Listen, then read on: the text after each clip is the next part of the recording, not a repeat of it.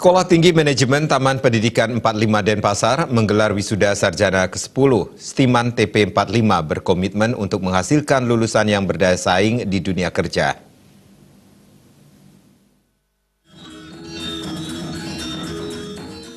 Dalam wisuda kali ini, Stiman TP 45 tidak sekedar mementingkan kuantitas lulusan, tapi lebih pada kualitas lulusan sehingga mampu bersaing di dunia kerja.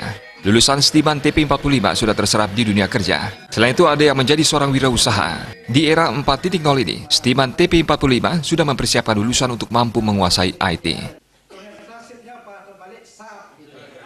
Jadi untuk kelulusan Stiman TP 45 Denpasar ini yang ke-10 ya, sudah 10 ini sebenarnya di pendidikan itu sudah masyarakat sudah membuktikan. Jadi yang bersangkutan sebagai penyalur, pengguna dan yang menikmati pendidikan. Jadi dia semua itu sekarang kita wisuda 12 orang ya, 12 orang itu, tapi betul-betul kita bukan mau utama kuantitas tapi kualitas.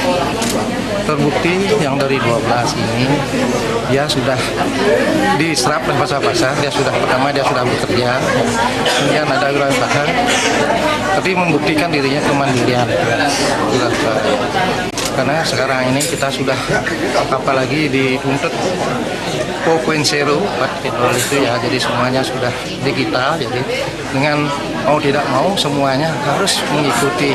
Nah, dengan itu kami sudah aplikasikan bagaimana dengan digital itu, bagaimana dengan aplikasi di perkuliahan itu sudah kita lakukan di perkuliahan.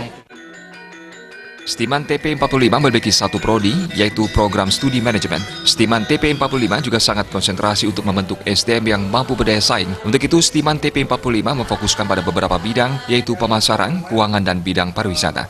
Hal ini juga didukung dengan dosen di bidangnya. Para sarjana juga nantinya diharapkan inovatif, kreatif, dan senantiasa mampu menciptakan peluang. Kita konsentrasi, 4 konsentrasi, yaitu pemasaran, konsentrasi bidang SDM, pemasaran, keuangan, dan bidang pariwisata. Jadi semua kita fokuskan dengan dosen-dosen yang betul-betul praktisi dia membidang.